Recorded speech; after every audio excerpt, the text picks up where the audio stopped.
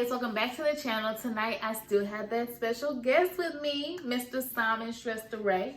So tonight we're gonna be asking some hard questions. It's so weird whenever you say my full name. Yeah, it's like I did something wrong or whatnot. Yeah, you're gonna get a whipping. Come to the principal's office. Corporal punishment. But tonight we're gonna be asking some questions. Sorry, I just got the cards. Baby, okay, now this is silly. So tonight we're going to be asking some questions from these cards. These cards I got from Ace Metaphor, and they're Tonight Let's Talk. I was looking on Facebook, just scrolling one day, and I happened to see an ad about these cards, and I was like, that'll be a really good thing for me and Simon to do, because even though we've been together for like 4 years, you still don't know everything about your partner. So these cards are meant to help you ask non-superficial questions, like really dig deep and understand your partner or whoever you're trying to date at that point. So tonight we're going to be answering about 10 cards. Yeah, by the way, so the questions, they look something like this. So for example, do you want kids? And just provide reasoning. Yeah, so it's kind of the questions we'll be going through tonight. Like I said, I know yesterday's video was a little bit long, so I was like, today let's just keep it nice and sweet and put a button on my relationship, because y'all probably won't see him in videos to come.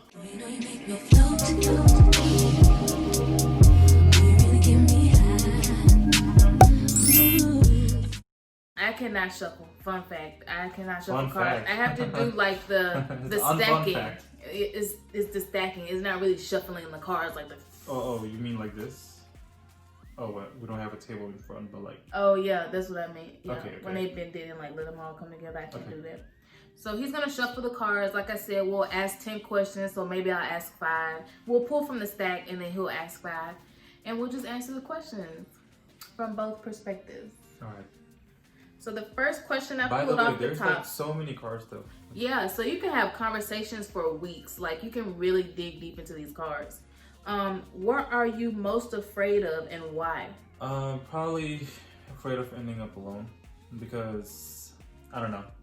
I'm pretty antisocial myself, and so at the same time I realize I shouldn't be, and that kind of scares me. I'm just like hyper analytical about that other person. When he or she approaches me, it's like, why are they trying to talk to me? Right, skeptical. Yeah, very skeptical. Right. Of first relationships. It's a miracle you and I got together then. Yeah, because I did a lot of the pushing. As y'all see in this relationship, I'm like the talkative one. So when me and Simon first started to like see each other, I was the one like, okay, let's meet up, let's hang out, let's go for a walk, let's go for a drink, let's hang out this weekend.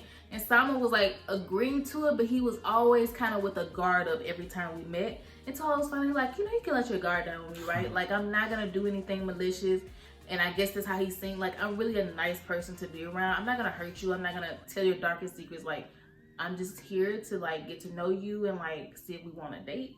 But it took a lot of convincing, because he was really skeptical of why I wanted to be in a relationship with him. Right. But it worked. Got my man. For me, it's actually the same thing. My story is a little bit sadder because my mom was never married and she never really dated. And so she ended up passing away kind of early. So I'm like, I never want to have that happen to me. So that's why I'm happy I found Simon while I was younger, because fingers crossed we end up, growing old and like eventually passing together. But I also don't want to be alone. So that's my answer as well. So for our second card, we have Did you pull 2 or no? No. Okay. We have pulled, can you dance? If so, show me your best dance move. Oh God, I cannot dance. I feel like I embarrass myself when I dance. And so, it's just, if I want to remember something cringe, I'll just do like wave. Do the wave or do the Obama. But you're a good dancer. I am, but I'm not gonna get up and twerk for y'all because I don't want to get. I'm not even monetized yet, but that video will be demonetized. So by dancing, you automatically assume twerk. But that's how I normally dance. Oh, then you can't dance. Then I dance very well. Third card we have. Do you believe in living together before marriage? Why or why not? I feel like our current situation answers that question, but do you? I think if I were to do it again, I wouldn't. Sorry. Okay, see, that's what I'm saying. Even after 4 years, I would think our relationship would mimic what I was going to answer. But I think you understand why. It's like at first, when you are just starting to know each other, I mean, there are certain habits, there are certain things that you don't approve of another person. Yeah. And so you end up getting like angry or frustrated, and there's always arguments. So I say, you know what, just skip all that and like try to live separately. You know, try to first find yourself before moving in together. Yeah, I would not live before marriage. Sorry. Well, I kind of agree and disagree with him. So I'm one of those millennials who feel like you don't want to marry the cow and you ain't never drink her milk. Woo. So in my opinion, I feel like you want to live with that person. You want to see how they act before you say, I want to commit to you. Like in my opinion, when you don't live with a person, when you meet that person, they're putting up their representative. So that's not really them. So then when you start living together and you get married, it's going to be a totally different person. Right. So I don't want that. But I also do agree not living together makes things better, because you can live separately for longer. Like I feel like because we moved in together so quickly, we became a couple, and it was like coupling everything. Like I couldn't be just Valencia. It was like Valencia and Simon, Valencia and Simon. So I think, in that aspect, I do agree we probably should have waited, but we're at this point now. And also, I just want to add, if you are like living separately, but you're still meeting, right? That separation actually makes, you grow fonder of the other person. So yeah, that's true. So it says, your sex tape just leaked online. What's the first thing you're doing after you find out? If it's online, then it's there forever. So I guess better start OnlyFans now. I guess you'll capitalize off of it. Yeah, I mean, when life gives you lemons. Make apple juice. No. Yeah, make a lemonade. Nah, okay. Well, if mine got leaked. No, I mean, don't you agree? Like, if something is online, right? It's never gonna go. I mean, yeah, to a certain degree. It depends on how long it's been online. Like if it's been online for a millisecond and you're like, take that down, and then the person does it, but that never happens. Exactly. Whoever leaked it, they're gonna leave it up there until people notice it. Anyway, but the first thing I would do is probably call my best friend Brianna and be like, B, do you know what just happened? Girl, can you believe my tape is online? Like seriously? And she'll be like, girl, you lying. I would call my best friend first. Whenever something scandalous happened like this, I'd be like, girl. And she'd be knowing what to do too. So I would tell her first. Brianna, the type of friend who would actually pay for it. Yeah, she'd be like, let me see what you're doing on there. I'd be like, girl. Alrighty, so this is the 5th question. If your child told you he or she was gay, how would you respond? I would be really understanding. It's how the child has been like wired, I guess. I don't know what the right word, but like, internally, right? His or her feelings, the way he or she thinks. The child has been wired in a certain way, and I think the best you can do is at that point support the child. I mean, of course, I wouldn't want. Yeah, because it just brings a lot of undue stress. That's the thing. But if the child said, yeah, I would like definitely support it. I mean, I don't have anything against the LGBTQ community. Yeah, I agree. I feel like we've had this talk before because I do have a lot of LGBTQ plus friends. I watch a lot of LGBTQ plus YouTubers. So I'm very familiar with the circle. So I feel like if my child was to come out to me and say he or she was gay or bisexual or transsexual, I would have nothing against it. Like Simon said, you really want to support them because I've seen so many stories online where people have come out to gays in their family and they've just completely disowned them.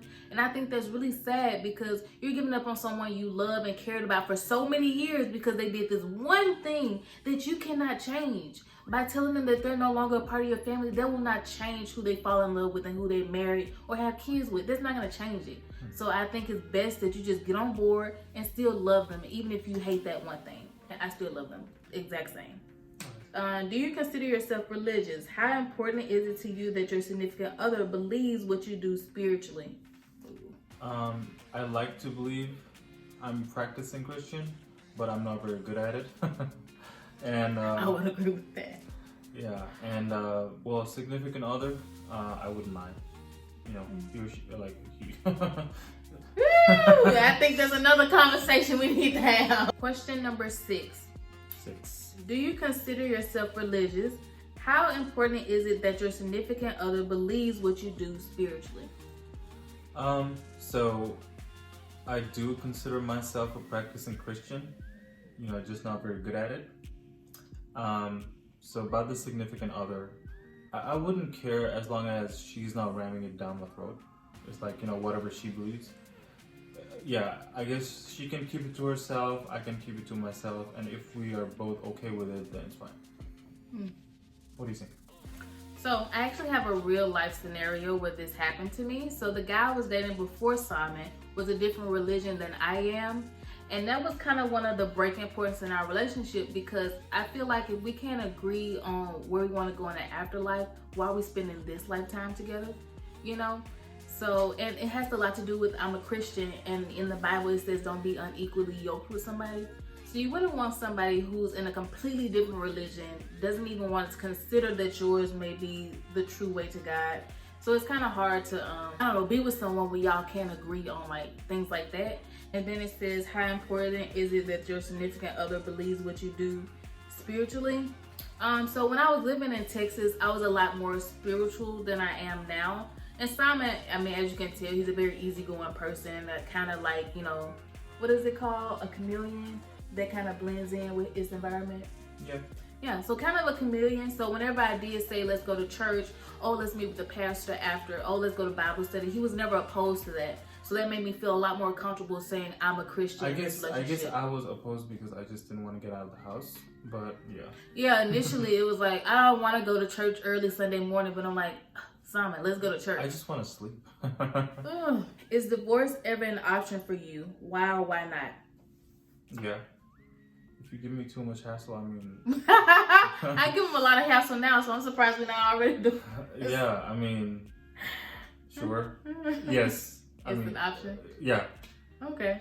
Because if you piss me off too much, I might have to just call it quit. Anyway. What, do you see it happening? What? Pissing me off too much? No, I don't see it, but... You never say know. Never, right. But to me, divorce is not an option. I really feel like the person I married the first time, I want that to be it. I guess, I mean, if it was like so you'll infidelity... never sign the paper? If it was infidelity involved, then Yeah. that's a totally different story for me. It's like, I'm done, you know? I don't want to give people a lot of chances because I've done that before and I got burned every time. So now as I'm growing up and I'm like maturing, I realize I don't want to give too many second chances. So with something like infidelity, I just don't want to go through it. Yeah. You know? Question number 8. If you and your significant other strongly disagree on a direction, how would you ultimately make a decision? I guess direction means like a way to take the relationship. So in terms of moving, if he strongly disagreed, in terms of career, if I strongly disagree. So direction meaning something like that. You know, we don't mind sitting down and having a talk. Right. And so, I mean, that's the only way I see, you know, resolving the issue. I mean, how else would you resolve it, you know? Mm-hmm. And, I mean, if it's like really serious, then like it's hard. It's hard to like, you know, be in a relationship. Yeah. But I think the first step and the only step is to have a conversation. Definitely. And we have a lot of those. So when it came time to move, I was the one pushing for the move, but of course we couldn't do it unless Simon was on board. So to like gel that, we had a lot of talks about, okay, why should we move? How is it going to benefit us? You know, what do we see ourselves doing there? Could it not be done here? Logically, does it make sense to move? So we had a lot of conversations. And that's a part of us having such an open relationship. Like, the conversations can go on forever until we make a final decision, because I'm the type of person where I hate to leave things lingering. It's like, let's just decide now, fix it now, and do it now, you know? So now we're pulling number 9. One more to go. What is your ultimate relationship deal breaker? Well, I think as you said, infidelity. Yeah, I was gonna say that. I'm a pretty chill guy. I like that quality about myself. Me too. I hardly get angry. But yeah, infidelity. But he can be very petty. Very petty. Petty queen. For me, it's the same thing, infidelity. Because I feel like he said, I'm a very easygoing person. I'm not very hard to please. So it's like, if you do that to me, it's like, I don't want to be with you no more, because I gave you the best parts of me. So it's just like, and like I said, I hate trying to rebuild once I've given you all my trust in the beginning. it's terribly too hard for me to rebuild. Lucky number 10 is the last question of the night, so I hope it's a juicy one. So I'm gonna give it a drum roll, put a little bit of special sauce on there. All right. Special sauce. A special sauce. Who hurt you? What have you done to heal? You know what? I hurt myself. I'm just a serial procrastinator. You know, and I just tell myself, like, Salman, why can't you be like other people? Why can't you be productive? It's not that I'm not, but I know I could be a lot more better. Yeah. Right. And so I guess my actions in the past have hurt the future Salman a lot. Yeah.